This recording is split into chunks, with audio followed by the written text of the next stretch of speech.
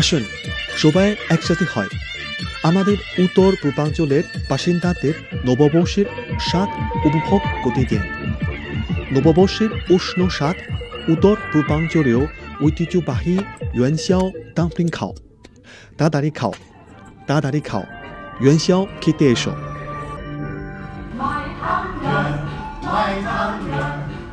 ফাংজাং গাগজ কাটা সহজ ও সুন্দর, বিভিন্ন ধারা।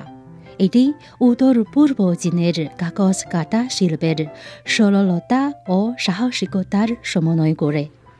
একই সাথে এতে কেন্দ্রীয় অঞ্চলের কাগজ কাটার মতো সূক্ষ্মতা ও সাবলীলতাও রয়েছে।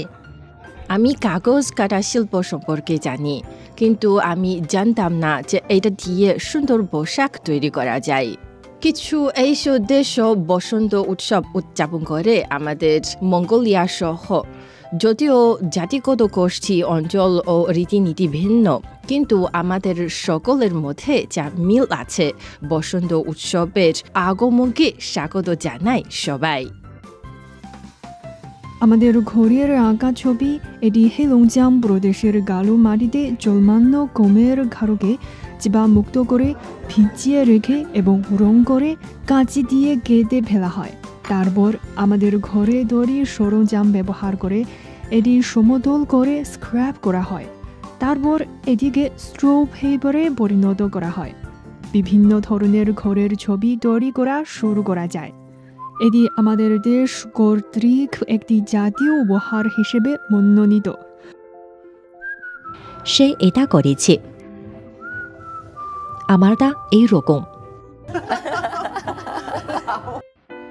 চীনের চিত্রকলার উৎপত্তি মিং রাজবংশের আমলে।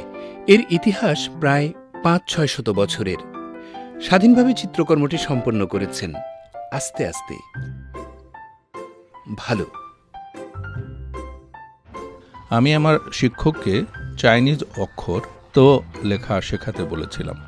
তো একটি চীনা অক্ষর যার সুন্দর অর্থ রয়েছে। ভিয়েতনামি ভাষায় এর অর্থ হচ্ছে আনুগত্য, সততা এবং পুণ্য। আমি সকলকে আমার সুন্দর শুভেচ্ছা জানাতে চাই। এই সাপটিকে আশীর্বাদের জন্য ঐতিহ্যবাহী চীনা অক্ষরের সঙ্গে মিলিত করা হয়, আর এই হলো ফু শব্দটি।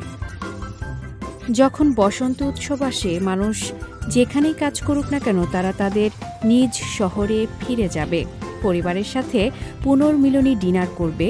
পুনর্মিলনের এই উষ্ণ পারিবারিক পরিবেশ আমাকে গভীরভাবে স্পর্শ করে।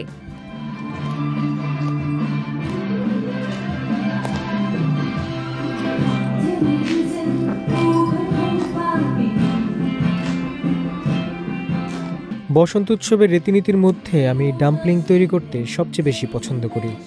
চীনা ডাম্পলিং নেপালি স্টিম বানের মতোই। চীনের মতোই বসন্ত উৎসবের সময় তরুণ প্রজন্মকে লাল খাম দেওয়ার রীতি নেপালেও রয়েছে। আমাদের নেপালেও চীনের মতো উৎসব হয়। আমাদের একটা উৎসব আছে যা 15 দিন ধরে চলে, এটাই দশাইন।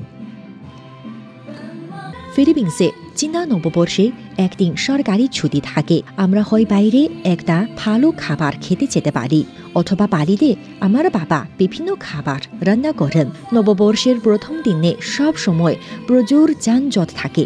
মানিলার চায়না টাউন মানুষে ভরা। সেখানে প্রতিনিয়ত কিছু ভ্রাম্যমাণ স্টল থাকবে যেখানে উপহার কেনা যায়। সর্বত্র ভাতের কেক বিক্রির স্টল রয়েছে। নতুন বছর উদযাপনের জন্য ফিলিপিনো চাইনিজদের অবশ্যই ভাতের কেক খেতে হবে।